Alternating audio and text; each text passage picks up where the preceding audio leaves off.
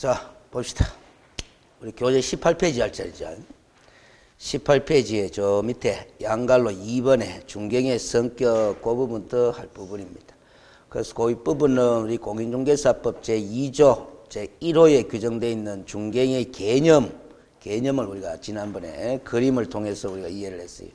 법조문을 그대로 읽어드리면은 중개행위라는 것은 법 제3조의 규정에 의한 중개대상물, 그걸 줄여서 우리는 법정중개대상물 그렇게 하는데, 즉 법정중개대상물에 대하여 거래 당사자 간의 매매행위라든지 교환행위라든지 임대차행위라든지 그 밖의 권리의 득실 변경에 관한 행위, 이와 같은 거래 계약 행위를 알선하는 것을 중개행위라 한다, 그렇게 이야기를 했어요. 자, 그래서 민법 186조에 규정되어 있는 법률행위에 의한 물권 변동, 즉 계약도 법률행위거든요. 계약에 의해서 물권 변동이 일어나는 그 부분에 중개행위가 개입 가능하다라는 거지. 그래서 민법 제187조에는 법률의 규정에 의한 물권 변동에 관한 규정이 나와요. 그래서 상속이나 경매, 공용, 수용 이와 같은 법률의 규정에 의해서 권리의 변동이 일어나는 부분에는 중개행위가 개입될 여지가 있다 없다? 없다. 그래서 지금 오늘 할 바로 윗부분에 관련 판례가 경매 절차하는 글자가 보이죠. 그래서 그 경매 절차에 의해서 권리의 득실 변경이 일어나는 부분에는 중개가 개입될 여지가 있다 없다? 없다라는 겁니다. 알겠어요? 그러면 우리 중개사무소의 유리창에 썬팅으로 경매 상담이 어떻고 경매 물건을 의뢰받아가지고 낙찰받아주고 수수료를 받아먹는 그런 행위는 중개행위다 아니다? 아니다라는 거지. 그럼 그건 무슨 행위냐? 소위 공식적으로는 뒤에 가서 공부하겠지만 매수 신청 대리 행위 이렇게 이야기를 해요. 알겠어요? 근데 그거는 개업 공인중개사 분들의 중개 업무가 아니고 무슨 업무다? 겸업 업무다. 이리 되는 거라. 그 겸업 업무는 중개 업무가 아니기 때문에 우리 공인중개사법 저 뒤에 가서 공부하는 32조에 규정되어 있는 중개보수에 관한 규정을 적용할 사안이 아니다라는 거지. 알겠습니까? 그렇게 연결이 되는 거예요. 자, 근데 이런 중개행위의 법적 성격을 따져보자 해서 양갈로 2번에 두 줄을 한번 읽어봅니다. 줄은 꺼놨어요, 진하게. 이 중개행위라는 것은 거래 당사자 간의 거래행위, 즉 계약행위를 성립시켜주기 위한 독자적이면서 보조적, 준비적, 예비적 사실행위로서의 성격을 지니는 행위다. 이렇게 성격을 파악한 문장인데, 이 독자적부터 예비적 하는 글자 네 단어 중에서 독자적이라는 단어가 상당히 중요한 의미가 있습니다. 그걸 다시 한번 줄을 꺼봅니다. 독자적 하는 것. 보조적이다, 준비적, 예비적이다 하는 말은 표현만 다르지 다 뜻은 똑같은 거예요. 도와주는 행위다, 그런 뜻이죠. 그런데 도와주되 시키면 시킨 대로 도와주는 것이 아니고 독자적으로 도와주는 행위다라는 거지. 그 독자적이라는 말의 의미는 고객인 중개 의뢰인이 이렇게 해주시오 저렇게 해주시오라고 시키면 시킨 대로 도와주는 성격의 행위가 아니라 개업 공인중개사가 지니고 있는 전문성을 독자적으로 발휘해서 도와주는 행위다라는 거라. 알겠습니까? 그래서 독자적이다 하는 단어의 의미가 상당히 있습니다. 그리고 그때 그 사실행위다 하는 글자도 동그라미를 한번 쳐봅니다. 그거는. 근데 이게 뭔 소리냐 하면은 민법에서 여러분들이 공부하다 보면 민법 총칙에서 법률행위 하는 걸 공부를 해요. 그 단어를 공부하는 과정에서 사실행위와의 구별하는 것도 공부를 하거든. 근데 이 중개행위라는 것은 법률행위에 해당하는 행위가 아니고 무슨 행위에 해당한다? 사실행위에 해당하는 행위다. 그걸 적어 놓은 거라. 기출된 바가 있기 때문에 그렇게 적어 놓은 겁니다. 알겠어요? 그래서 조금 어렵게 출제한답시고 민법에서 여러분들이 어려워하는 그 용어를 이 과목에서 끄집어들이가 지문을 구성한 거겠죠. 당연히. 그래서 우리가 민법을 공부를 제대로 한 수험생이라면 법률행위와 사실행위를 구별할 줄 알아야 된다 몰라야 된다? 알아야 된다라는 거야. 그러면 구별할 줄 안다 치고 이 과목은 민법 시간이 아니니까 구별하는 능력을 갖춘 상태에서 이 중개행위라는 걸 딱 분석해보면 이 중개행위는 법률행위가 되는 것이 아니고 뭐다? 사실행위다 하는 걸 여러분 스스로가 판단할 수 있어야 된다라는 거죠. 알겠어요? 계약은 법률행위다. 계약은. 근데 중개행위 자체는 무슨 행위다? 사실행위. 그 사실행위를 통해서 법률행위가 성립될수록 도와주는 그런 행위로서의 성격을 지닌 행위가 중개행위 1이 되는 거라요. 알겠어요? 그래서 지난번에도 잠시 법률행위와 사실행위의 구별을 조금 설명을 했지 싶은데 이렇게 일단은 이야기를 하고 지나갑니다. 법률행위를 하게 되면은 법률행위를 한 당사자 사이에 권리 의무 관계가 형성이 돼요. 알겠습니까? 권리 의무 관계. 그러나 사실행위를 하게 되면은 권리 의무 관계가 형성이 된다 안 된다? 안 된다라는 거라. 그 중갱이 그 자체로부터는 아무런 법률행위, 그 권리 의무 관계가 형성되지를 않는다. 그래서 중갱이는 사실행위다. 이렇게 분석이 되는 거예요. 알겠습니까? 이 집의 도배 상태가 깨끗합니다라고 설명을 해주는 행위가 중갱이거든요. 그 중갱이 했다고 해가지고 설명했다고 해가지고 뭐 권리 의무 관계가 형성되는 게 있어 없어요? 없다라는 거야. 그게 사실행위야. 그 설명을 해줬지만은 당사자가 매도인과 매수인이 매매 계약을 체결했어. 그 매매 계약, 거래 계약은 무슨 행위다? 법률행위다. 왜? 매도인과 매수인이 매매 계약을 체결하니까 법률행위를 했죠? 그럼 매도인과 매수인 사이에 무슨 관계가 형성되더라? 권리 의무 관계가 형성되더라 라는 소리야. 알겠습니까? 일단 그 정도로 법률행위와 사실행위를 구별을 해둡니다. 민법에서는 보다 더 상세하고 어렵게 구체적으로 공부를 하게 될 거예요. 어려워도 극복을 하셔야 됩니다. 그래야 민법 공부가 체계적으로 잘 돼요. 자, 그 다음에 오른쪽으로 가봅니다. 그러나 하는 문장이 있죠. 첫 번째 줄에. 그러나 의뢰인과 개업 공인중개사 간의 중개활동에 관한 합의인 무슨 계약은 중개 의뢰 계약 동그라미를 칩니다. 이 과목 공부할 때 요 단어와 요 단어를 항상 정확하게 구별하는 인식을 연습하셔야 돼요. 거래 계약하는 거하고 무슨 계약? 중개 의뢰 계약하는 거하고 의뢰하는 글자는 생략하기도 합니다. 알겠어요? 법조문에서는 생략돼 있어요. 그런데 이론적으로는 괄로에 의뢰가 들어가 있다고 보시면 돼요. 중개 의뢰 계약, 중개 계약 같은 말로 취급하면 돼요. 이 계약과 이 계약은 같은 거다, 다른 거다? 다른 거다라는 인식 연습을 하셔야 돼요. 그러나 이것도 계약이고 이것도 계약이니까 이거 당연히 아까 법률행위다 그랬죠? 이것도 무슨 행위다? 법률행위다라는 거지. 알겠어요? 그럼 다시 우리 교재의 그림을 봐봐요. 왼쪽 페이지로 와서. 왼쪽 페이지에 그림을 보면은 중개대상물 밑에 동그라미 중개대상물 밑에 매매, 교환, 임대차 등 그 밖의 권리의 득실 병유한 행위 요게 바로 거래 계약으로서는 무슨 행위에 해당하는 거다? 법률행위에 해당하는 거다. 그러면 그 그림의 왼쪽 편이나 오른쪽 편에 보면은 중간 부분에 이전 중개계약, 취득 중개계약 하는 게 있죠? 그것도 법률행위죠. 그렇죠? 그런데 계약의 당사자가 같다 다르다? 다르다라는 겁니다. 알겠습니까? 그래서 결국 이 중갱이라는 것은 개업공인중개사라는 이 상인인 사람이 알겠어요? 자신의 고객인 의뢰인으로부터 알겠어요? 중개계약이라는 이 법률행위를 통해서 알겠어요? 법률행위를 통해서 중갱이라는 사실행위 과정을 거쳐서 거래 당사자 간의 거래계약이라는 법률행위가 성립될 수 있도록 도와주는 역할을 하는 사람이 바로 뭐다? 개업공인중개사의 역할이 되는 거다. 알겠습니까? 그래서 우리가 시험 문제로 보면 봐봐요. 거래 당사자입니까? 거래 당사자 간에 무슨 계약한다? 거래 계약을 하잖아요. 그렇죠? 그런데 이 거래 계약이 성립될 수 있도록 개업공인중개사가 뭐 하는 거다? 알선하는 거다 이 말이지. 이게 중갱이라는 건데 이 알선 중갱이를 할 수 있는 권한이 갑에게 주어진다는 거죠. 무슨 계약을 통해서? 중개 의뢰 계약을 통해서. 의뢰인이잖아요. 고객인 의뢰인이잖아요. 의뢰인으로부터 개업공인중개사가 중개 의뢰를 받아야 이 개업공인중개사가 뭐 할 수 있는 힘이 생긴다? 중개를 할 권한이 생기는 거라. 알겠습니까? 무슨 소리인지 알죠? 이 중개계약 관계가 존재하지 않으면은 중개할 권한이 생긴다, 안 생긴다? 안 생긴다라는 소리입니다. 알겠습니까? 이걸 근거로 해서 이게 이루어질 수 있는 거라. 이 행위를 통해서 거래 당사자 간에 뭐가 성립이 되도록 거래계약이 성립되도록. 그럼 봐봐요. 시험 문제는 이 과목에서는 요걸 물어본다, 안 물어본다? 물어봐요. 왜? 이 계약은 계약의 당사자가 누구와 누굽니까? 의뢰인과 개업공인중개사잖아요. 그렇죠? 그렇지. 요 관계를 물어보는 게 저 뒤에 22조와 23조 가면은 일반 중개계약, 전속 중개계약, 더 나아가서 독점 중개계약, 공동 중개계약, 순가 중개계약 하면 중개계약 제도에 관해서 물어봐요. 매년 시험 문제 나오는 테마입니다. 알겠어요? 이쪽도 중개계약 관계는 있을 수 있는 거죠. 그렇죠? 그래서 이전 중개계약, 취득중개계약 그렇게 이야기를 하는 거예요. 그러면 요 거래계약 관계도 물어본다 물어보는데 요거는 요 과목에서 안 물어봐. 그렇죠? 이 거래계약의 당사자가 누구다? 매도인과 매수인, 임대인과 임차인 이런 사람들이잖아요.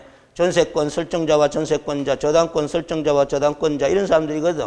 요거는 어느 과목에서 물어본다? 민법에서 물어보는 거다. 알겠습니까? 단지 요것과 관련해서 이 과목에서 물어보는 거는 실무에서 요 거래계약서 작성 실무를 한 문제 물어보는 거지. 매매계약서 작성할 때 주의를 기울여야 될 사항 그런 관점들을 한 문제 자주 물어보는 정도라. 근데 그거는 결국 민법적 지식을 활용할 줄 모르면은 거래계약서 작성할 때 주의를 기울일 사항 안다 모른다? 모르는 거지 뭐. 알겠습니까? 그러니까 우리 과목에서는 요걸 더욱더 중요시 여깁니다. 알겠습니까? 요거. 그리고 요 중개행위, 사실행위, 중개행위를 할 때 이렇게 해라 아니면 이렇게 해서는 아니 된다 하는 규제 내용들을 상세하게 공부를 하는 거지. 알겠습니까? 이 그림을 늘 머릿속에 구조를 띄워놓고 이 과목 공부하는 데 도움이 됩니다. 자, 그 다음에 19페이지에 보면은 이제 이 중개거래계약도 법률행위다라는 것까지는 했는데 알겠어요. 그 밑에 이제 판례를 하나 소개해놨어요. 판례. 다운표 한 해를 한번 읽어봅니다. 뒤에 가면 또 나와요. 이 판례는 아주 시험에 제일 자주 나왔던 판례 중에 하나인데 개업 공인중개사와 의뢰인과의 법률관계는 민법상 무슨 관계와 같으므로 위임관계와 같으므로 해놨습니다. 위임관계에 동그라미를 치놓습니다. 알겠어요? 자, 그래서 여기서 잘 봅니다.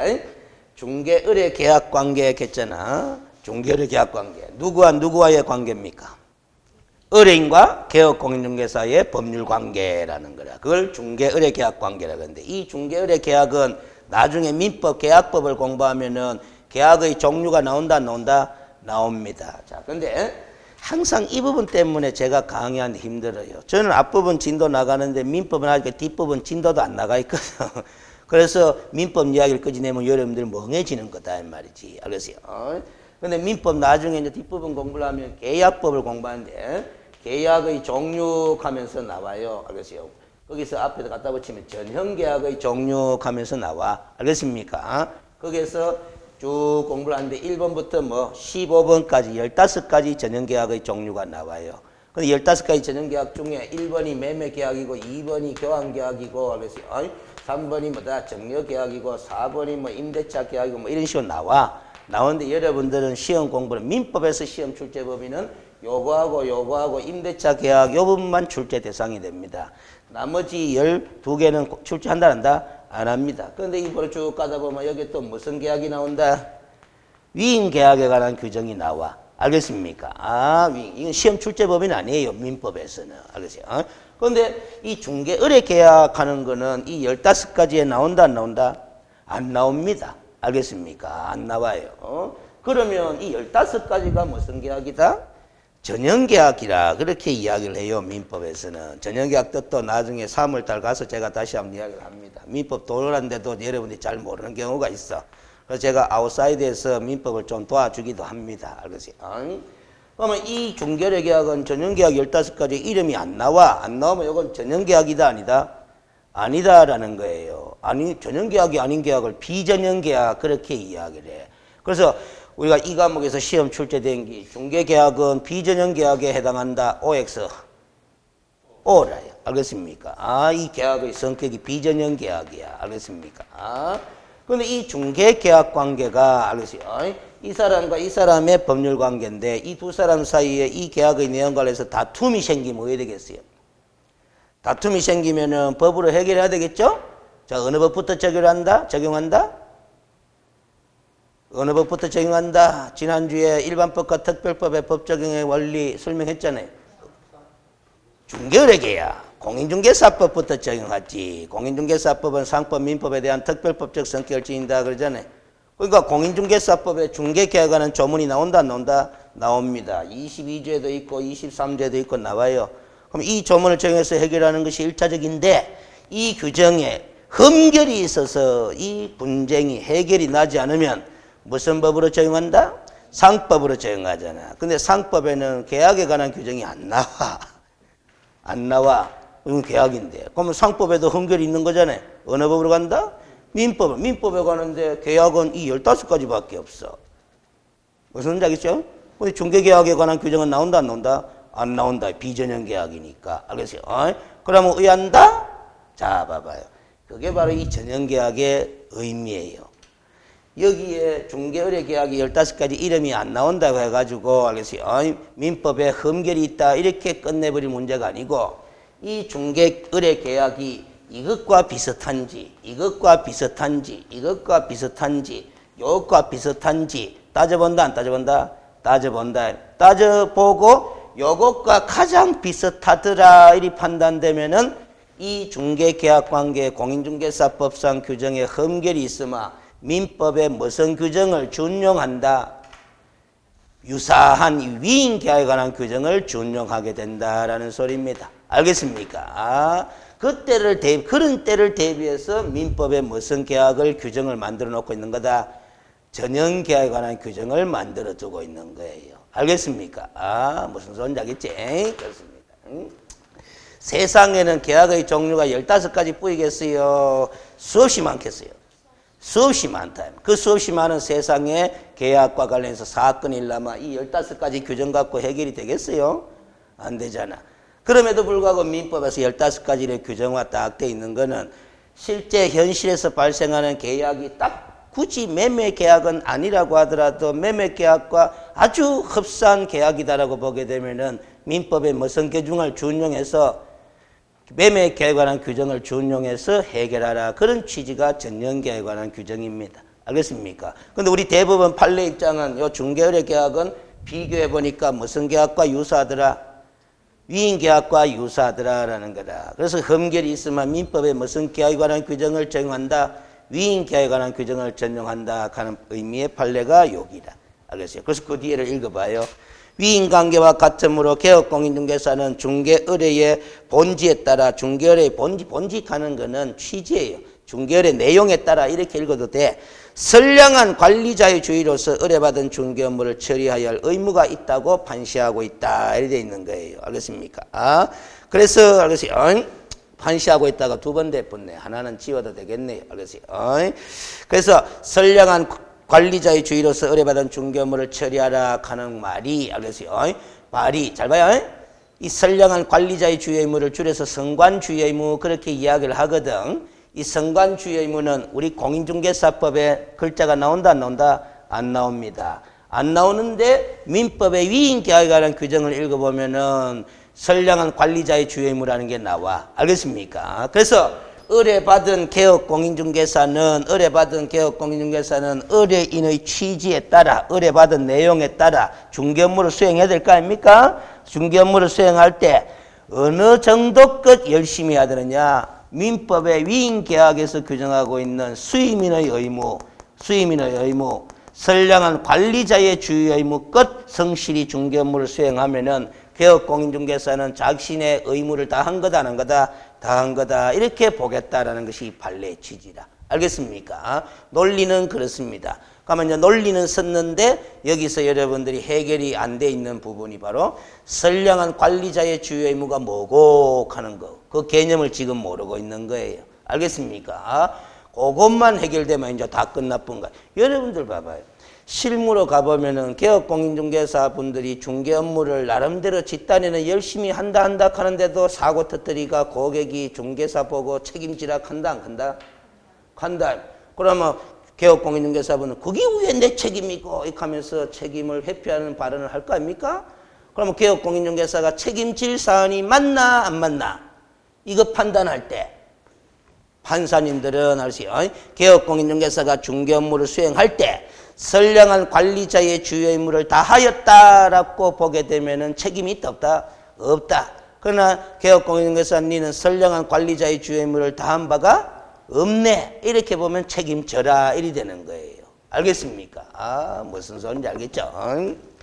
여기서 선량한 관리자의 주요 의무 하니까 어려워지지만은 알으세요. 개념은 나중에 설명드려도 돼요.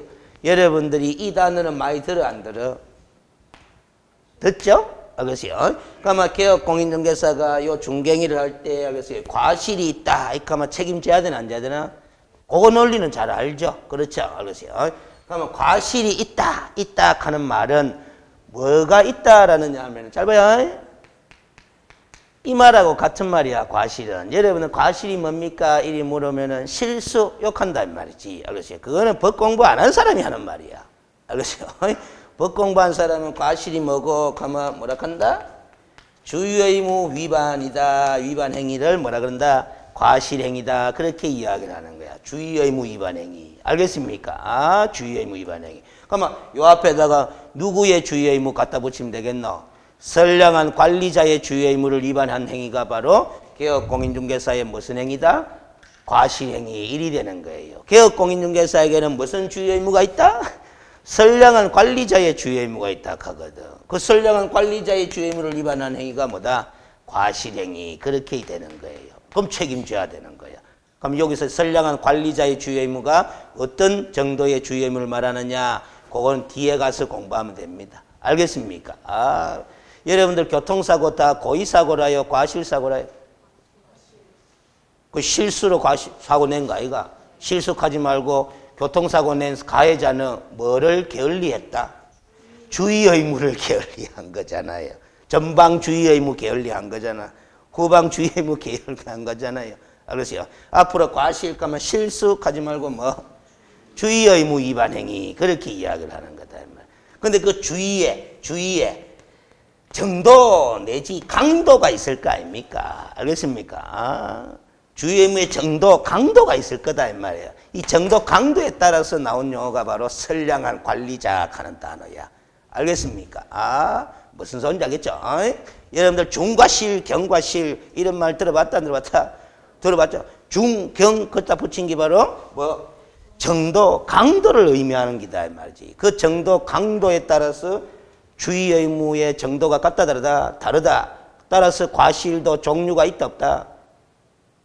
있다 이 소리예요. 그 선량한 관리자의 주의 의무 하는 것도 과실의 한 종류에 따라서 나오는 용어야. 알겠습니까? 아, 그렇게 감을 딱 잡고 있습니다. 요 한마디만 더 던지면은, 선량한 관리자의 주의 의무 하는 이 단어에 감이 와요. 감이. 설명은 뭐해도 뭐. 아니, 보통 사람이라면 모르겠는데, 자격증까지 있다가 등록까지 한 개업공인중개사 신분을 가진 사람이 그것도 모르나? 보통 사람은 모를 수 있어. 알겠습니까? 그러나 개업공인중개사라는 신분을 지닌 전문 직업이니 그 정도도 할 줄 모르나? 그런 정도 있죠? 그 정도는 할 줄 알았는데 몰랐다. 알았는데 그것도 뭐 하는 거야? 그럼 무슨 주의 의무 위반이다? 선량한 관리자의 주의 의무 위반이다. 그리 되는 거예요. 알겠습니까? 아, 그런데 여기서 한 걸음 더 나갑시다. 이해를 하는 것 같으니까. 알겠어요? 수많은 전국에 10만 명이 넘는 개업공인중개사분들 직업적 신분은 똑같죠? 다 개업공인중개사잖아. 사람이 다 다르다 뿐이지. 다 직업 신분은 뭐다? 개업공인중개사 신분이에요. 능력이 다 같다 다르다? 다르죠. 다르죠. 그런데 그 개업공인중개사 개별 사람에 따른 능력의 차이는 고려 안 합니다. 안 하고 보통의 개업공인중개사라면 평균적인 정도의 개업공인중개사라면 요 정도는 할 줄 알아야 되지 않느냐 하는 그 능력만 발휘할 줄 알면 되는 거. 그게 바로 선량한 관리자의 능력이야. 그 능력도 발휘 뭐 하면은 그게 무슨 주의 의무 위반이다? 선량한 관리자의 주의 의무 위반이고 과실이 되는 거예요. 그러면 보통의 개업공인중개사보다도 더 뛰어난 능력을 가진 개업공인중개사도 있다 없다? 있다. 그런 분들이라고 해가지고 자기 자신 개인의 어떤 특별한 능력까지 발휘할 필요는 있다 없다? 없어요. 알겠습니까? 발휘하면 더 좋은 거지만은, 알겠어요? 그런 것까지 법에서 요구하지는 않겠다라는 거라. 알겠습니까? 아, 평균적인 정도의 능력만 발휘하면 되는 정도. 그게 무슨 주의 의무다? 선량한 관리자의 주의 의무다. 알겠어요? 그런 거다. 자, 그러면 됐고, 그래서 마지막 두 줄 읽어봐요. 결론을 마무리 지났다. 따라서 개업공인중개사와 의뢰인의 법률관계, 즉 중개계약관계와 관련하여 공인중개사법에 특별한 규정이 없다. 특별한 규정이 없다. 컴마 흠결이 있게 되면은 일반법인 뭐 민법의 위임계약에 관한 규정이 뭐 될 수 있을 것이다. 적용될 수 있을 것이다. 라는 소리야. 그 적용되면 결국 개업공인중개사는 무슨 주요 의무를 다해야 된다? 선량한 관리자의 주요 의무를 다해야 된다라는 소리다. 알겠습니까?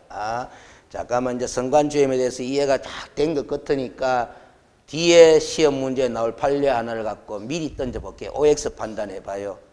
자, 개업공인중개사가 매도인으로부터 매도를 받았잖아? 그러면 매도를 받은 그 부동산에 대해서 매수인한테 또 설명을 해야 될 거 아닙니까? 매수 의뢰인한테 설명할 때 여러 가지를 설명하겠지만 설명할 내용 중에는 당신이 취득하고자 하는 매수하고자 하는 그 부동산의 실제 소유자는 이 사람이 맞습니다 안 맞습니다 라고 설명해야 돼요 안 해야 돼요? 해야 되지. 실제 소유자가 누구냐 진정한 권리자가 누구냐라는 걸 이 사람이 뭐 공부를 발급받아서 확인을 하든 현장 답사를 통해서 확인하든 어쨌든 확인해가 취득할 사람한테 설명해야 한다. 해야 돼요. 알겠습니까? 해야 되는데 우리 공인중개사법 조문을 보면은 성실 정확하게 설명해라 요 말밖에 없어. 성실 정확하게.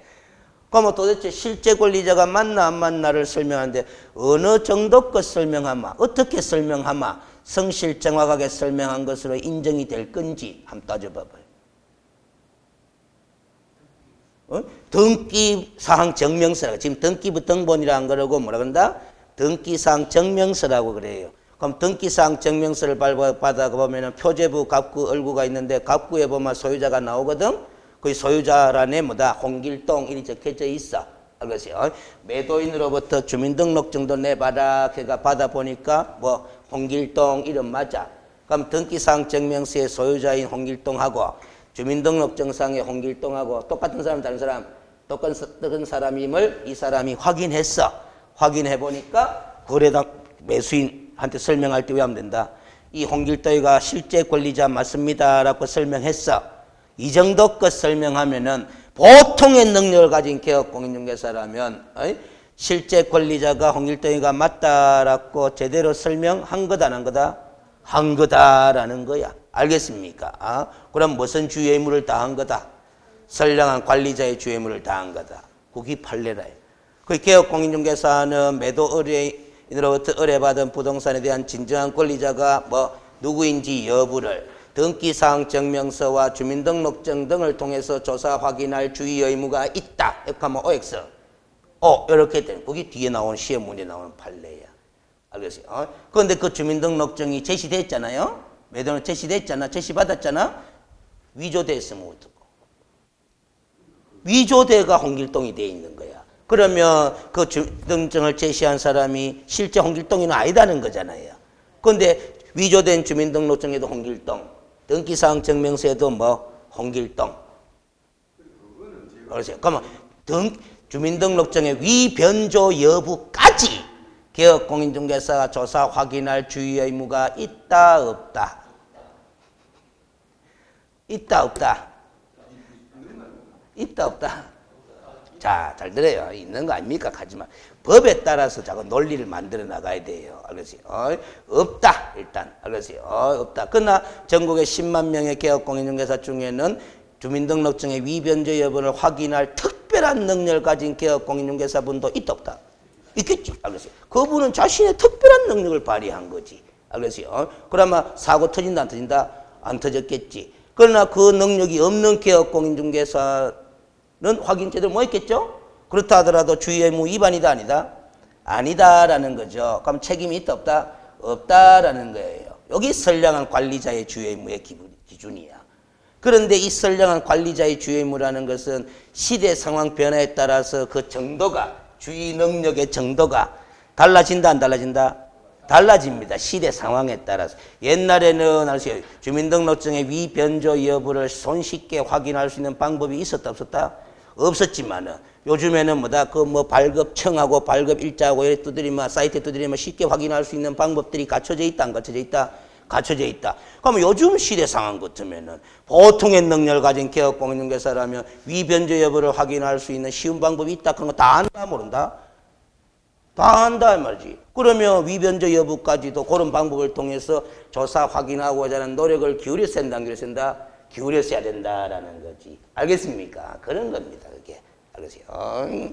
이 시대 상황 변화에 따라서 우리가 시스템이 달라지는 거잖아요. 알겠어요? 그래서 우리가 보통 이 능력을 가진 사람이 능력을 발휘하고 싶어도, 알겠어요?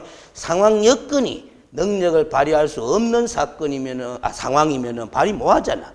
그러나 시대가 변해가지고 내 능력을 충분히 발휘할 수 있는 여건이 조성되어 있으면 충분히 발휘할 수도 있는 거잖아요.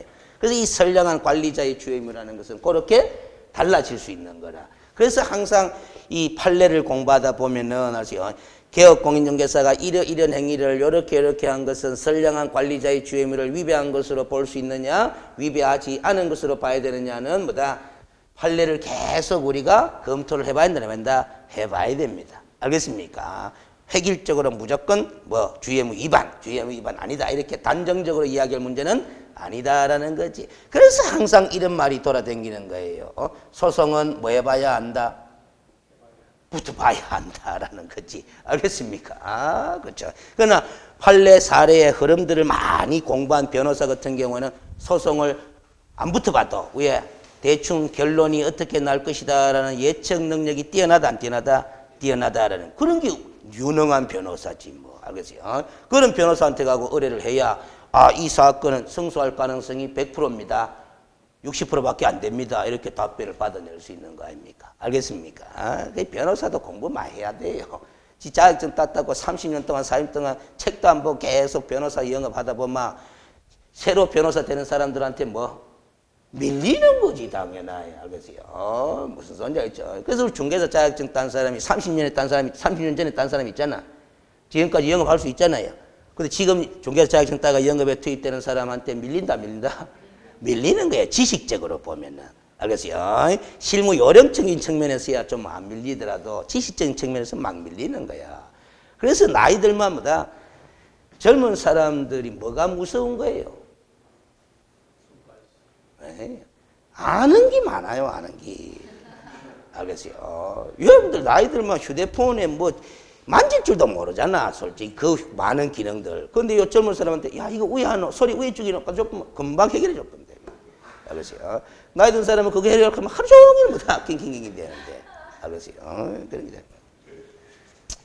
그런 측면이 있는 겁니다. 그래서 저는 늘 이 중개사 자격증을 취득한 이후에도 바로 영업에 종사하더라도, 알겠어요? 계속 사무실에서 해야 된다? 공부해야 되는 게야. 알겠어요? 컴퓨터 앞에서 게임이나 할 생각하지 말고 이래야 된단 말이에요. 그런 사람들 많이 늘어나고 있습니다. 제가 한 번씩 길거리 갈 때 이 창문 너머서 요리사가 중개사가 뭐 하노 싶어서 한번 보면서 지나가거든.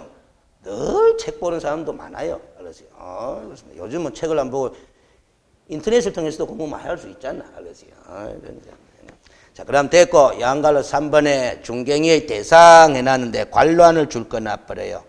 중개대상 물, 중개대상 권리, 중개대상 행위, 요 세 단어 다 이것만 다르잖아요. 첫 번째 단어는 물건이고, 두 번째 단어는 권리고, 세 번째 단어는 행위 가는데, 알겠어요? 한꺼번에 이해를 하시면 됩니다. 자, 봐봐요. 요 개업공인중개사 가보 요 중개행위 있잖아. 중개행위의 대상이 되는 거는 뭐예요, 지금? 중개행위의 대상이 되는 건 뭐예요? 계약 아닙니까? 계약. 계약은 행위다, 행위 아니다? 행위라. 그래서 매매계약 행위, 교환계약 행위, 임대차 계약 행위 이런 게 중개대상 행위라는 거야. 행위. 알겠습니까? 중개대상 행위라는 거야. 근데 이 행위는 하게 되면은 무슨 변동이 일어난다? 권리의 변동이 일어나는 거라. 이 행위에 의해서 변동이 일어나는 권리라면은 무슨 권리다? 중개대상 권리다. 그 소리가 되는 거야. 그럼 저당권은 이 계약에 의해서 변동이 일어날 수 있는 권리 맞다? 맞다. 그럼 저당권도 무슨 권리다? 중개대상 권리다. 그렇게 이야기하는 거야. 그런데 그놈의 권리, 그놈의 행위는 무슨 물건에 대해서 일어난다? 무슨 물건에 대해서? 중개대상물에 대해서 행위가 일어나고 그 행위에 의해서 권리의 변동이 일어난다는 거야. 알겠습니까? 그걸 중개대상물 이렇게 하는 거야. 왜 이렇게 한꺼번에 공부하는 거죠? 시험 출제위원들이 시험 문제 물을 때 이렇게 표현으로 물었고 저렇게 표현으로 물었고 묻는 의도는 똑같은데 표현만 다르다. 다음 중 중개대상물이 아닌 것은, 다음 중 중개대상 권리가 아닌 것은, 다음 중 중개대상 행위가 아닌 것은, 그렇게 표현만 물, 권리, 행위로 바꿨을 뿐이지 중개가 가능하냐 불가능하냐 그걸 묻는 의도로 그래 물은 거거든. 그러면 저당권도 중개 가능하다 불가능하다? 가능하다. 그래 되는 거예요. 그래서 매매 계약 행위도 중개가 가능하다 불가능하다? 가능하다라는 게. 토지 중개 대상물 아닙니까? 중개가 가능하다 불가능하다? 가능하다. 거기야. 알겠습니까? 그래서 지금 이 중개의 대상, 걔가 중개대상물, 중개대상권리, 중개대상 행위라고 속여놓은 거는 중개가 가능하냐 불가능하냐 그걸 깨달으면 끝날 문제예요. 그걸 표현을 상당히 어렵게 구사해가 낸 거지. 제일 어려운 표현이 첫 번째 문장이라. 한번 봐봐요. 중개의 대상이 되는 것은 중개대상물의 물리적인 상태 그 자체가 아니라 중개대상물이라는 물건에 대한 거래당사자 간의 권리의 득실을 변경한 행위, 즉 법률 행위를 대상으로 중개를 한다. 이 말이 아주 한 10몇 년 전에 기출된 지문이거든. 어려운 표현인데 이 뜻이 뭐냐면 이게 중개대상물 물건이잖아요. 토지고 뭐 건축물이고 그런 거잖아. 그런데 중개행위의 대상이 되는 것은 물건 그 자체를 대상으로 하는 것이 아니라 물건에 대한 뭐를 계약 행위를 대상으로 중개를 하는 것이다. 법률 행위를 대상으로 중개를 하는 것이다 라는 거야. 이 말이 이해되기 어려운 분은 이렇게 역으로 생각해 보면 쉬워져요. 세상에 대한민국의 토지 많다 안 많다? 많다. 몇 개 있겠어요? 뭐 수없이 많아요. 한정된 땅인데.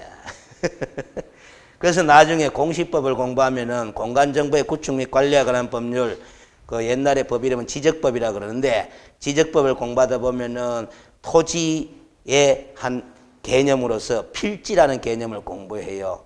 그래서 그 필지라는 단어가 뭘 뜻하느냐 하면은 토지라는 물건의 개수를 헤아리기 위한 단위야, 단위. 1필지, 2필지, 3필지 가잖아요. 그러면 우리가 1개, 2개, 3개 이렇게 세알이잖아. 그럼 토지는 1개, 2개, 3개 이리 안 세알이고 뭐 1필지, 2필지, 3필지 이렇게 세알인다. 필지 단위로 토지를 세알인다 이 말이에요. 알겠어요? 그러면 대한민국 땅은 몇 개? 그럼 몇 필지 일이 나와야 되는 거 아닙니까? 그렇죠? 3,600만 필지가 좀 넘어요. 3,600만 개가 좀 넘는다 이 말이야. 그럼 민법에서는 일물일권주의니까 토지가 몇 개? 3,600만 개가 넘는다라는 거예요. 일물일권주의니까 필지 단위별로 거래를 한단 말이야. 알겠어요? 소유자가 두 필지를 다 갖고 있어도 매매할 때는 필지별로 거래가 이루어지는 거다 이 말이야. 알겠습니까? 그러면 토지만 놓고 보면은 거래 가능한 토지가 몇 개? 3,600만 개야. 그렇게 많은데 3,600만 개의 토지가 단 한 번도 매매가 안 일어나. 매매가 안 일어나. 그럼 중개할 것도 없다 이 소리야. 물건이 존재하면 많어 이 말이야. 그 물건에 대해서 뭐가 일어나지 않으면 거래가 일어나지 않으면 중개행위도 일어난다 안 한다? 안 일어나는 거야. 그걸 생각하면 중개행위의 대상은 물건 그 자체가 아니라 뭐다? 거래 행위를 대상으로 중개를 하는 거예요. 법률 행위를 대상으로 중개를 하는 거야. 알겠습니까? 무슨 죄? 그래서 중개 업무 수행 능력이 자기 스스로 뛰어나다고 믿고 뛰어난 능력 실제 갖춘 사람들은 보이는 게 전부 다 돈인 거야. 그렇잖아요. 보이는 게 다 부동산 아닙니까? 그래서 토지고 건물인데 저놈의 토지가 거래가 일어날 수 있나 없나? 있으면 그게 돈이 있는 거잖아. 중개를 할 수 있으니까. 알겠습니까? 그 기획부동산이라는 사람들, 기획이라는 말 뜻이 뭐예요? 부동산이 존재하는데 부동산이 거래가 일어난다 안 한다? 안 일어나. 그런데 계획을 딱 짜가 그 부동산이 뭐가 일어나도록 거래가 일어나도록 불쏘시개로 쑤신다 안 쑤신다? 쑤시는 거예요. 그러면 지가 중개할 기회가 생긴다 안 생긴다? 생긴다. 그래 돈 벌어물 수 있는 기회가 늘어나는 거예요. 그게 기회가 아닙니까? 소송도 기획소송이 있는 거예요. 그래서 우리 집도 지금 그렇게 걸려가지고 실행 중인 것 같은데 그래서 일조권 침해하는 거 있잖아. 아파트 하자 보수 소송 이런 거 있잖아요. 그런 걸 입주자 대표회의에서 자발적으로 소송 걸자 안 나와요. 변호사 사무실에 사무장이 입주자 대표회의 회장이나 관리소무소장 찾아와가 뭐 당신이 살고 있는 이 아파트는 일조권 침해가 심각하네. 그래서 소송을 걸면 뭐다? 배상금 받아낼 가능성 충분하다.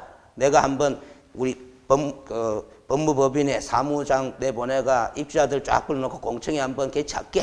알겠어요? 사람 모아도 이리 되는 거예요. 그 소송 인단을 구성하는 거지. 각 세대마다 뭐 성금 50만 원만 내라. 알겠어요? 그러니까 소송에서 승소하면 뭐다 각 세대당 1000만 원 벌 수 있다. 이리 되는 거 아닙니까? 그게 기획소송이야. 알겠습니까? 입주자들은 소송 걸 생각도 안 하고 그냥 햇빛 안 들어오네 불만만 제기하고 있는데 변호사 사무실에서 똥구녕을 살살 건지려는 거 아닙니까? 알겠습니까? 그런 게 됩니다. 이런 게 이제 카메라에 찍히면 안 좋은 건데 사실은. 알겠어요?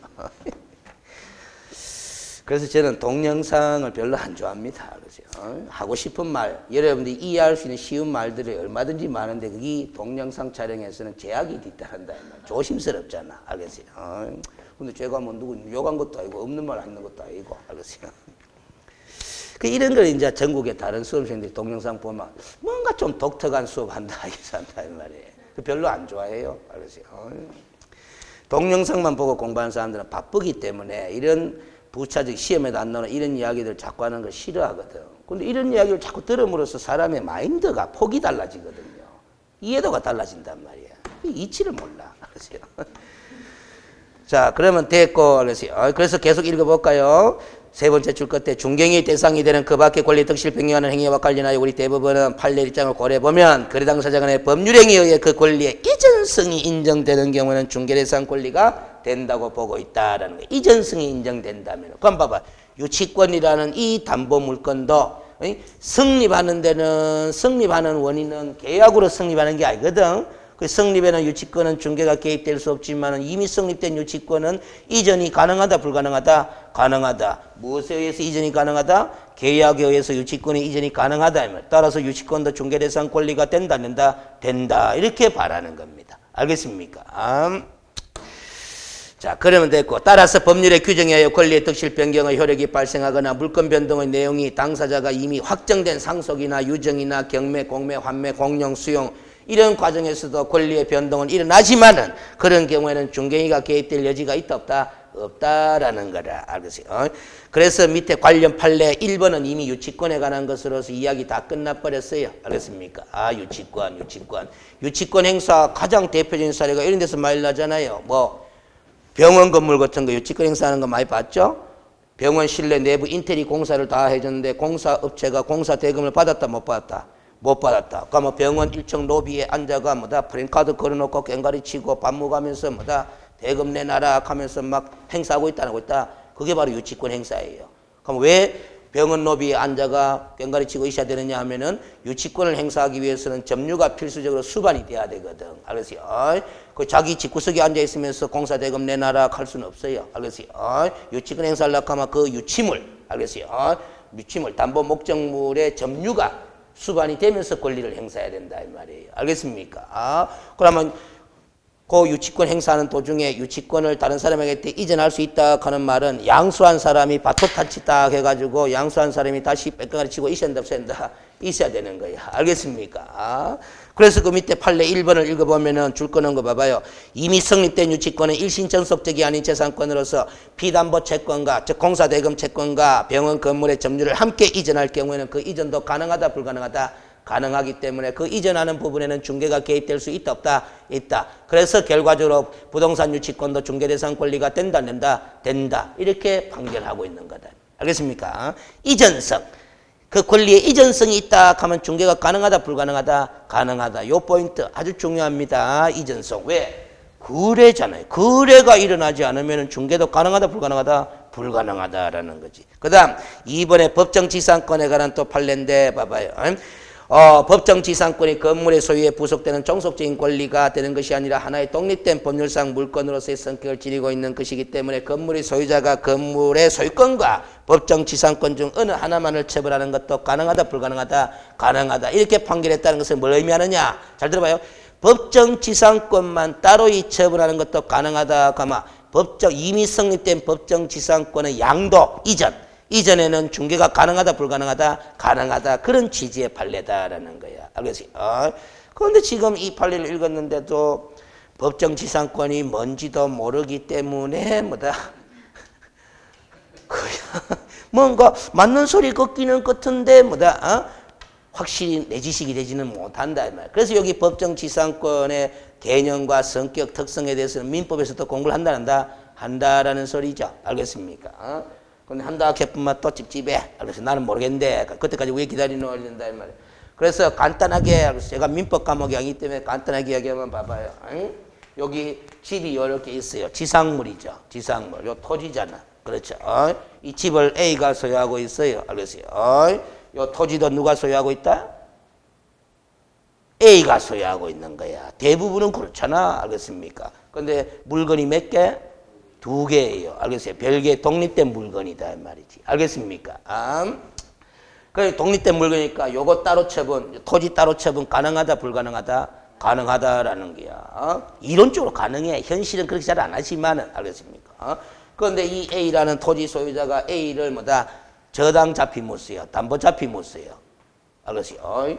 은행에 대출 잡아 묻다 이 말이야. 은행에서 대출해 줄 때 여기도 저당 잡을까요? 안 잡을까요? 이론적으로는 봐봐요. 토지하고 건물은 별개잖아. 그럼 토지만 담보로 제공하고 대출 받을 수 있다 없다? 이론적으로는 가능한 거야. 이론적으로는. 그 현실은 그렇게 잘 안 하죠. 은행에서 이것도 같이 공동 저당 잡아본다 안 잡아본다? 잡아봅니다. 그러나 이론적으로는 이것만 저당 잡을 수 있다 없다? 있다. 이것만 담보로 잡혀 있어. 근데 빚을 갚았다 못 갚았다? 못 갚았다. 그러면 경매로 넘어가는데 이 토지 소유자가 이제 B로 바뀌었어. 경매가 끝나가. 그러면 건물 소유자는 누구? A. 토지 소유자는 누구? B. 이런 경우에는 건물 소유자인 A는 당연히 이 건물이 정착되어 있는 타인 소유의 토지를 이용할 힘이 있다 없다? 있다. 그게 바로 법정지상권이에요. 알겠어요? 민법에 조문이 딱 있다 이 말이에요. 알겠어요? 그 법률의 규정에 의해서 당연히 이 A에게 법정지상권이 인정된다라는 거라. 알겠습니까? 그러면 A는 권리가 몇 개? 2개잖아요. 건물 소유권이 있잖아. 맞죠? 건물 소유권 법정 토지 이용권의 법정 지상권을 갖고 있다 이 말이지. 근데 이 법정 지상권은 건물 소유권에 종속된 권리가 아니라 독립된 물건이다. 따라서 A는 요거 놔두고 지가 그대로 갖고 있으면서 요것만 C한테 팔아물 수 있다 없다? 있다 이 말. 그러면 요 법정 지상권만 A가 C한테 양도하는 요 양도 거래를 알선할 수 있다 없다? 있다. 이 소리가 되는 겁니다. 알겠습니까? 요 판례가 바로 그런 기다 이 말이야. 근데 현실적으로 이게 잘 일어나지 않지. 그렇죠? 자, 시험 문제가 여러분들이 현실의 경험에 의해서 많이 접하는 사례를 물어봐요, 안 물어봐요? 안 물어봐. 물어보긴 물어주면 자주 많이 안 물어봐. 그럼 왜냐? 그건 공부 안 해도 대충 경험 많은 사람이면 두드리 맞출 수 있거든. 그러니까 현실에서 잘 있을 법하지도 않은 사례들 이런 걸 오히려 많이 물어보는 거예요. 알겠습니까? 그래서 시험은 공부한 사람과 안 한 사람을 구별하기 위한 취지임에 분명하거든. 알았어요? 전부 다 경험해서 알 수 있는 것만 시험 문제 다 내면 뭐 중개사 시험은 젊은 사람들은 다 떨어지고 나이 든 사람들은 다 맞추게. 알겠습니까? 그래. 됐죠? 쉬운 겁니다. 봐봐. 지금 진도 늦게 나가고 있지만 한 줄 한 줄 차근차근 읽어가면서 의미를 되새겨 보면은 어렵지 않아. 알겠습니까? 그 다음 20페이지에 보면 양갈로 4번에 중개의 무슨 유형? 이론적 동그라미를 칩니다. 이론적. 그러니까 지금부터 등장하는 용어는 법절에 나온다 안 나온다? 안 나온다. 이론상 용어인 거야. 알겠습니까? 이론상 용어. 근데 이 이론상 중개의 유형들을 잘 활용해가 법전에 나오는 중개를 갖다가 더욱더 정확하게 분석할 수 있는 능력이 길러지는 거예요. 알겠습니까? 그 이론을 많이 공부하는 사람은 분석 능력이 향상된다. 이렇게 볼 수 있는 거죠. 그 방갈로 1번의 중개의 무슨 정도에 따른 구분? 관여 정도에 따른 구분. 관여 정도 동그라미를 칩니다. 알겠어요? 이게 이제 구별 기준이죠. 그리고 제가 또 여러분들한테 알겠어요? 공부하는 방법에서 문제점을 많이 발견해가 한 번씩 지적해 주는데 알겠어요? 다른 선생님들보다는 제가 많이 그리 지적을 해요. 아무리 열심히 해도 공부하는 방법론에 문제가 심각하면은 한계가 있거든. 알겠어요? 그래서 저는 제일 답답한 게 선생들이 알겠어요? 암기하려고 하지 말고 이해를 좀 하이소 이 한단 말이야. 그거 다 공감해요 안 해요? 공감한단 말이지. 그런데 선생들이 이해하라 이해하라 말은 잔뜩 해놔놓고 이해하는 거 왜 공부하면 이해하는 공부 방법인지 그걸 안 가르쳐줘. 암기하는 방법은 잘 가르쳐줘. 두 문자 따가 뭐지 요렇게 말만 들어가 외우면 됩니다. 하면 잘 외워지잖아. 알았어요?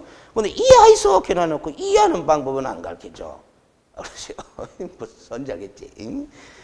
그게 답답하다 이 말이지. 알았어요? 자, 여러분들이 뭔 종류를 구별합니다. 종류를 구별할 때 알았어요? 항상 이걸 놓치면 안 돼요. 뭐 기준을 설정해가 구분하는 거다. 이 말. 기준 없이 구분되는 거 있다 없다?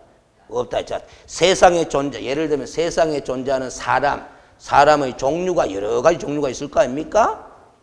자, 여러분들은 어떻게 종류를 구분할지 모르겠는데 제가 기준을 탁 던져드리면 여러분들이 이구동성으로 똑같은 답이 나와요. 근데 제가 기준을 안 던져주잖아? 구별하는 기준을 안 던져주면 다 제각각 답이 달라. 사람의 종류를 구분하는 게. 알겠습니까? 제가 기준을 던져줄게요. 세상에 존재하는 사람의 종류. 알겠어요? 기준. 성별을 기준으로 구분해봐요. 남자와 여자 똑같은 답이 나온다 이 말이에요. 알겠습니까? 아, 무슨 소리인지 알죠? 구별 기준을 던져주니까 똑같은 답이 나오는 거야. 알겠어요? 무슨 소리인지 알지? 그 다음에 나이를 기준으로 놓고 보면 나이 많은 사람, 나이 적은 사람이 되는 거지. 물론 그건 상대적인 기준이지만은. 알겠습니까? 아, 그렇죠. 나이 많은 사람과 나이 적은 사람이 되는 거지. 알겠어요? 안경 착용 여부를 기준으로 하면 뭐 안경 착용자와 뭐 미착용자 이렇게 구분되는 거 아닙니까? 그렇죠? 그러면 지금 지시중개와 참여중개 1번 요리 적어놨잖아. 지시중개도 중개고 참여중개도 뭐고 중개야. 둘 다 중개 맞아. 근데 그걸 구별하는 기준이 뭐로 돼 있어요? 관여 정도에 나왔잖아. 관여라고 잡아봐요. 이 거래 당사자가 거래를 할 때 제3자인 개업공인중개사가 끼든다 그랬잖아. 끼드는 게 관여하는 거가 안 하는 거가? 관여하는 정도에 따라서 이 중개가 지시중개와 참여중개로 구별할 수 있겠더라라는 거라. 그럼 제가 용어가 어려워서 그렇지 쉬워요. 요거 도와주는 기가 안 도와주는 기가? 도와주는 거지. 끼 들어가 도와주는 거지. 관여가 도와주는 거지. 좀에 도와주는 게 있고 많이 도와주는 게 있어. 그럼 좀에 도와주는 중개도 중개지. 무슨 중개? 지시중개가 되는 거야. 좀에 도와주면 지시중개. 많이 도와주면 무슨 중개? 참여중개이 되는 거예요. 그럼 좀에 도와주는 건 뭐고 많이 도와주는 건 뭐냐? 제가 설명해 볼까요? 쉽게. 거래계약 체결을 할 수 있도록 도와주는 거잖아. 그렇죠? 그런데 거래계약 체결에 필요한 정보만 갑이 조사해가지고 제공해준. 그것도 도와주는 거 맞죠? 그 정도로서 끝내는 중개를 무슨 중개? 지시중개. 그걸 넘어서서 이 거래계약이 체결될 때까지 뭐다? 도와주는 중개. 그건 무슨 중개? 참여중개일이 되는 거야. 그러면 봐봐요. 다 중개인데 도와주는 정도가 뭐 좀 차이가 나잖아? 그걸 고급스러운 표현으로 글이 적어 놓은 거라. 알겠습니까? 고급스러운 표현으로. 알겠어요? 그런데 이제 딱 보면 이렇게 분석해 보면 지시중개도 있고 참여중개도 있는데 현재 대한민국에 10만 명이 넘는 개업공인중개사가 다 중개인을 하고 있잖아요. 그분들이 하는 중개는 주로 지시중개를 많이 하더라, 참여중개를 많이 하더라. 참여중개를 많이 하더라라는 거야. 그래서 3번 읽어봐요. 우리 공인중개사법은 중개인을 규율 대상으로 삼고 있잖아. 무슨 중개를 전제로 규정하고 있다. 참여중개를 전제로 규정하고 있으나 그렇다고 개업공인중개사 보고 지시중개는 하지 말아라라고 금지하는 규정이 있다 없다? 없습니다. 알겠어요? 없는데 지금 여러분들이 자격증 따가 개업해가 지시중개만 하고 보수 받아도 된다 안 된다? 되는데 법적으로 전혀 문제 없는데 전국에 100%에 가까운 개업공인중개사분들이 지시중개만 하더라 안 하더라? 안 하더라. 참여중개를 하더라라는 것뿐이에요. 알겠습니까? 그럼 왜 그러냐면 의뢰인인 고객이 무슨 중개를 의뢰해오니까 참여중개를 의뢰해오지. 뭐. 알겠어요? 근데 내 같은 고객이라면 조금 그래도 전문성이 있다 싶은 제 같은 고객이 중개업소에 의뢰할 때는 무슨 중개 의뢰하는 게 좋다? 지시중개 의뢰하는 게 좋지. 뭐. 거래계약 체결에 필요한 정보만 내가 모르니까. 알겠어요? 좀 개업공인은 당신이 평소 시장 정보를 잘 알지 않느냐 이 말이지. 그 정보만 내한테 제공해도 더 이상 관여하지 말아라. 계약서 작성도 우리끼리 할게. 알겠습니까? 정보만 제공해도 이 말이지. 실거래가 신고도 우리끼리 할게. 알겠습니까? 내가 다 할 줄 알거든. 알겠어요? 무슨 말인지? 그런 기다. 근데 제 같은 고객도 있지만은 대부분의 고객은 자기들이 할 줄 모르거든. 그러니까 대부분의 고객들은 개업권은 무슨 의뢰를 한다? 참여 중개 의뢰하니까 개업공인중개사도 무슨 중개를 위주로 한다? 참여 중개를 의뢰하는 거야. 알겠어요? 그래서 지금 우리 저 뒤에 32조에 나오는 중개 보수 규정도 있죠. 참여 중개를 전제로 보수 시스템을 다 만들어 놨어요. 근데 옛날에는 한 15년 전쯤에는 중개 보수가요. 두 종류가 있었어요. 소위 말하면은 전시 중개 수수료. 알겠어요? 그 다음에 참여 중개 수수료 두 가지로 나눠져 있었어요. 그 전시 중개 수수료 하는 게 지시 중개를 뜻하는 거야. 그런데 옛날에는 그런 시스템이 있었는데 현실에서 전시 중개만 하는 개업공인중개사 있더라 없더라? 없다 보니까 알겠어요? 중개 보수 부분에서 삭제가 돼본 거예요. 알겠습니까? 있으나 마나한 기다 이거 없애버렸다 이 말이에요. 근데 현재 법은 그렇다고 지시 중개를 금지하는 규정은 없다라는 거지. 알겠습니까? 이런 걸 딱 이야기하면 젊은 머리 잘 돌아간 젊은 사람들 나는 자격증 따가 요즘 봐봐요. 한방 직방하는 거 있지. 한방 말고 직방하는 거 있잖아. 다방 직방 사이트. 그게 뭐 하는 거예요? 지시 중개하는 거잖아. 어떻게 보면 정보만 딱 제공하는 거잖아요. 사이트를 통해서. 알겠습니까? 계약서는 결국 누가 작성해줘요? 그 사이트에 회원으로 가입되어 있는 개업공인중개사분들이 서로 결국 알선을 해가 개업공인중개사들이 다 작성 다 해주거든. 알겠습니까? 무슨 얘기? 그 매물 정보, 매수 정보만 그 직방 사이트를 통해서 서로 개업공인중개사끼리 공유할 수 있도록 도와주는 거잖아요. 알겠어요? 이 사업 아이템이 딱 만들어진단 말이에요. 많이 공부하다 보면 무슨 소리인지 알겠어요? 제가 이런 식으로 이 부분에서 강의하니까 젊은 여학생 하나는 알겠어요? 집이 돈이 많은지 안 많은지 모르겠는데 알겠어요? 저는요 자격증 따마 보통 사람처럼 중개하지 않습니다. 어떻게 할 건데 그러니까 저는 클럽 회원제를 합니다. 클럽 회원제를 한다는 거예요. 그거 뭔데? 그러니까 보통 클럽 같은 거 있잖아요. 회원제 비즈니스 클럽 해가 만들어가 회원 모집해가 알겠어요? 그 클럽 안에서 술도 팔고 차도 팔면서 그 클럽 공간 안에서 부동산 거래가 이루어질 도와주겠다는 거야. 그 부자들만 회원으로 모집하는 거죠. 무슨 소리지? 솔직히 병원장들 한번 봐봐요. 병원장 예를 들면 큰 재산을 가진 사람들인데 그 사람들은 자기가 갖고 있는 부동산 자산은 많아도 그걸 관리할 능력이 있다 없다? 없어요. 일일이. 알겠어요? 맡기는 거잖아요. 믿고. 알겠어요?